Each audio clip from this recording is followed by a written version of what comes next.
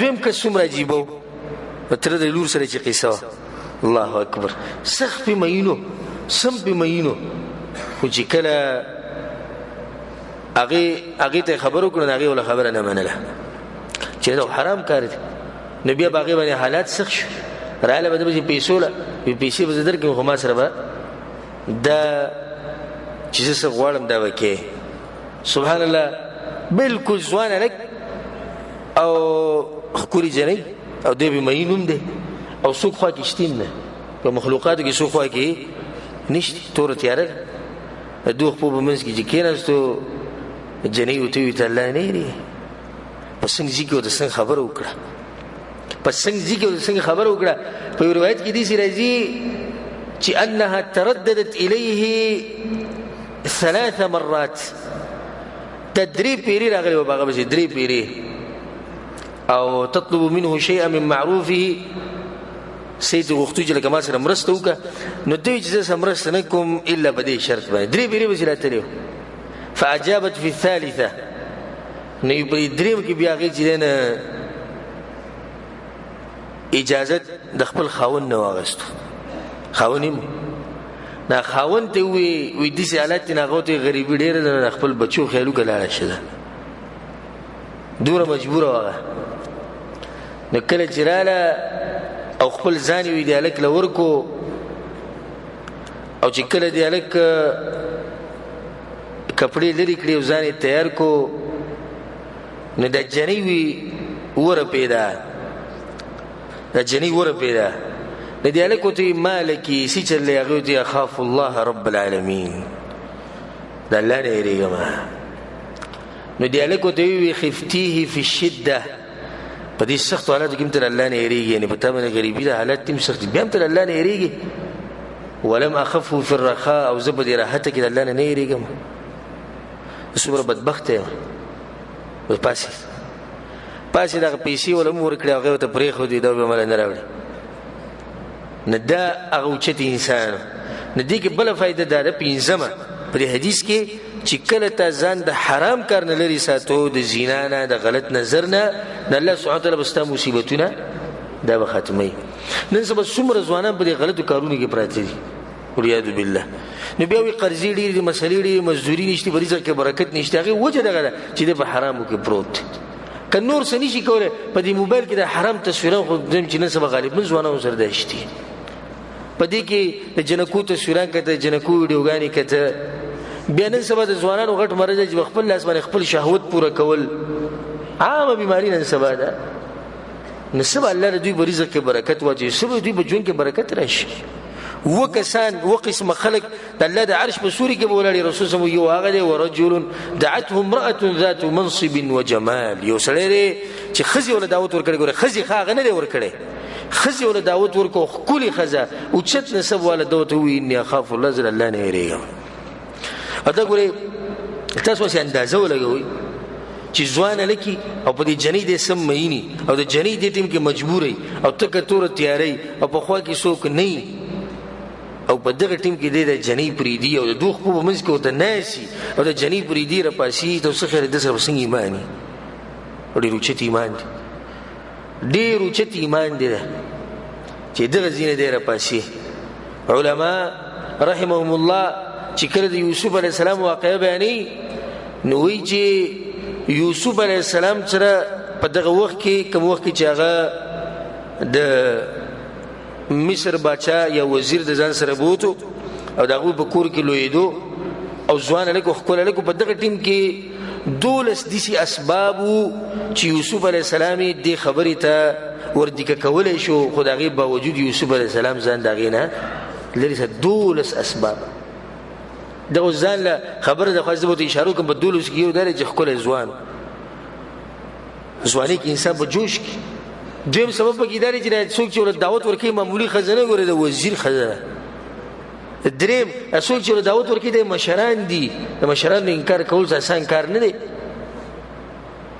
او بیا دې سیزه 12 اسباب غد 12 د هغې باوجود یوسف علیه السلام چې دی نه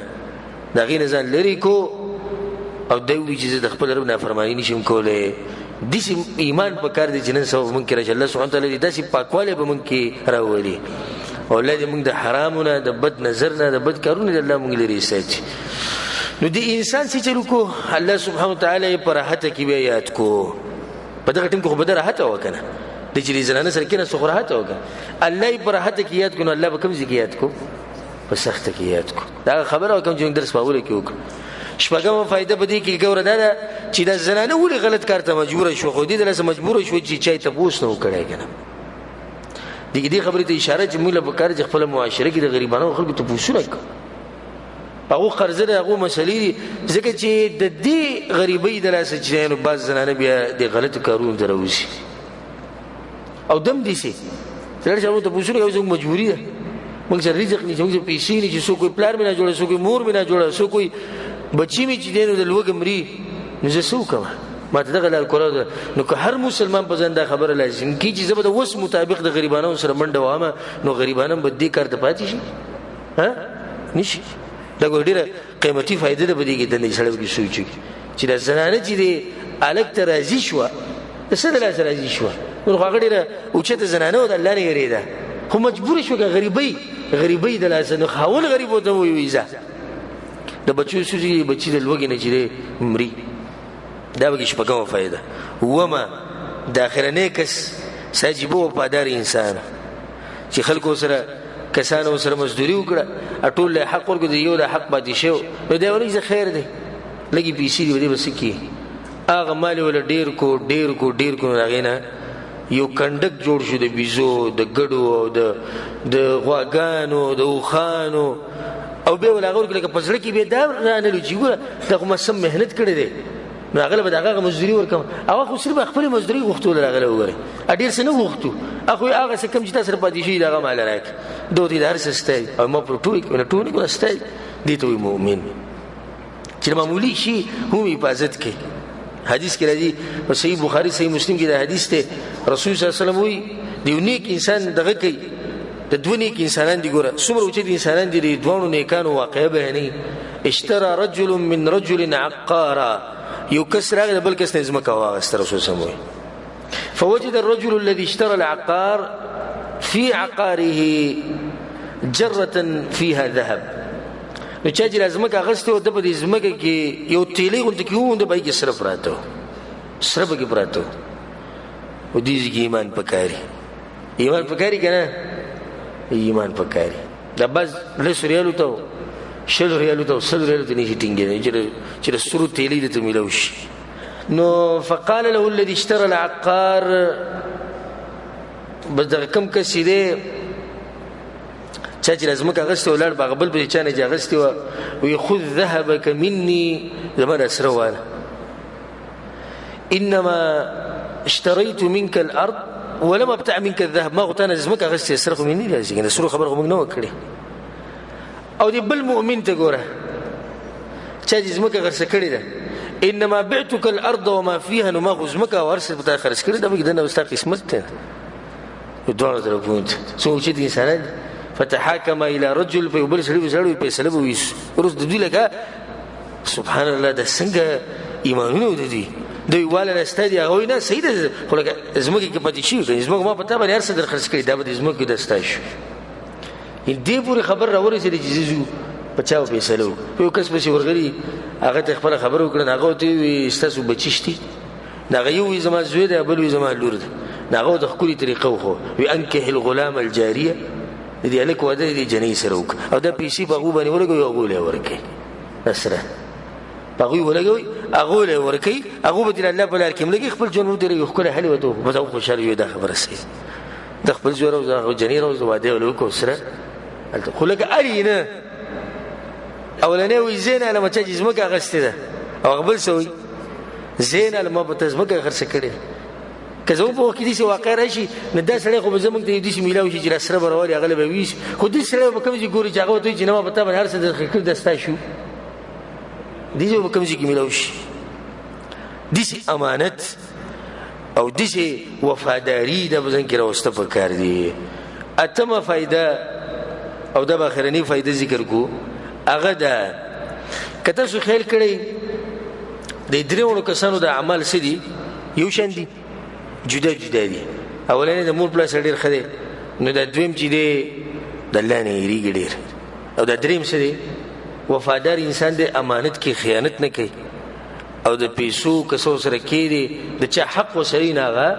خوري نه. ټول یو شان عمل نه. د دې نه دا فایده راووته چې هر سړي له الله په یو عمل کې توفیق ورکړی. لکه څوک په پیسو خرج کولو کې ډېر تکړه، الله په دین کې مال ډېر لګوي، نو څوک په تهجد کې ډېر تکړه، څوک په جهاد کې ډېر تکړه، نو څوک په علم کې ډېر تکړه. او هر سړي له الله یو لارې ورته کولاو کړی دی، کار یې ورته اسان کړی دی. جنت ګوره اته دروازې دي، خلک به پیسې جوړوي، د دروازې دي که نه. نو بس هر انسان له پکار چې د خپل عمل کې کوشش وکړي. الله زموږ نه ډېر عمل نه غواړي. وره الله زموږ نه عمل غواړي، خو داسې عمل غواړي چې هغه عمل برابر عملي، ډېر نه غواړي. لیبلوکم ایکم احسن عملا. الله دا جون می تاسو لري لپاره کړی چې په تاسو امتحان راوسته، په تاسو کې څوک ښه عمل کوي. دا نه دی ویلي چې په تاسو کې څوک ډېر عمل کوي، داسې نه دی ویلي. وره نو اوس ګوره دا اولنې د مور پلار سره ښه کوي، دا یو نیک عمل دی که نه، خو څنګه یې کوي؟ ور په څنګه طریقې کوي چې پی دی چې وړو ماشومانو له نه ورکوي او دغه شان ولاړ دی دغه سر ته. او ابروز مې کتاب کتو سیرت مبارک و، بای کې واقع دي د سلفو کې د یو کس واقعه مې کته چې هغه ناسو د خپلې مور سره خبرې کولې، ډېر نیک انسان. نو مور ورته څه خبره وکړه، نو ده ته به جواب کوي چې دا خبره صحیح نه ده، دا کار داسې پکار دی. لکه څه بېادبي نه ده کړې، خو لکه داسې ورته یو رایې ورکړه. بیا هغه مور وده شوه. چې مور کله وده شوه نو ده په زړه کې راغلو چې مور خو په زړه کې به یې څه راغلي. نو ورغی، نو هغې ته ولاړو د خپو په دې خوا کې، نو راپاڅولی خو یې نه شو، ځکه چې وده د خوب یې خرابېږي. نو کېنه که نه سهار به ورته ووایې، وی نه مور به زما نه خفه وي، زه به ناست یم. نو د سهاره پورې ولاړه، چې کله سهار د هغې د راپاڅېدو وخت شو، نه راپاڅېد، نو ده ورته خپله خبره وکړه او معافي ته یې وغوښته. سړی د مور پلار سره ښه کوي، بیا به داسې طریقه باندې کوي لکه څنګه چې دوی له سیرت. دا دویم وګوره الله نه یېرېږي، نو څنګه یېرېږي؟ د دریم ته وګوره په ده کې څنګه وفاداري ده، څنګه پکې امانت دی، د امانت خیال څنګه ساتي. نو دا لازم نه چې ټولو خلکو اعمال به یو شان وي، ټول یو شان نه وي، خو دومره ده چې هر انسان له به خپلو اعمالو کې کوشش پکار دی چې دی به دې کې مخې ته لاړ شي. دا به اخرنۍ فایده حساب کو په درس کې. اگر که په دې کې نور هم ډېر فواید دي، الله سبحانه وتعالی دې موږ له توفیق راکړي چې موږ د خپل مور پلار سره ښه وکړو. کله چا مور پلار مړی، الله سبحانه وتعالی دې برحم وکړي، الله دې له قبرونه رڼا کړي، او کوم چې پکې ژوندي دي الله سبحانه وتعالی له په ژوند کې برکت واچي، او الله سبحانه وتعالی دې زموږ په زړونو کې د هغه نه یره پیدا کړي چې موږ د حرامو کارونه لري، او الله دې په موږ کې د امانت خیال ساتل او د وفادارۍ د صفت الله سبحانه وتعالی په موږ کې پیدا کړي. او څنګه چې الله سبحانه وتعالی د دوی د مصیبتونو ختم کړي، نو رب العالمین دې زمونږ هر مصیبت ختم کړي. په کوم ور باندې قرضه ده، بیماری ده، مسلې دي، نور د کورس خبرې ورته دي، الله سبحانه وتعالی دغه ټولې مسلې حل کړي. او موږ الله سبحانه وتعالی ته دغه سره د محبت او دغه د پیغمبر سره د محبت وسیله کوو چې الله د دې د لاسه چې موږ وبخو، په موږ باندې رحم وکړه.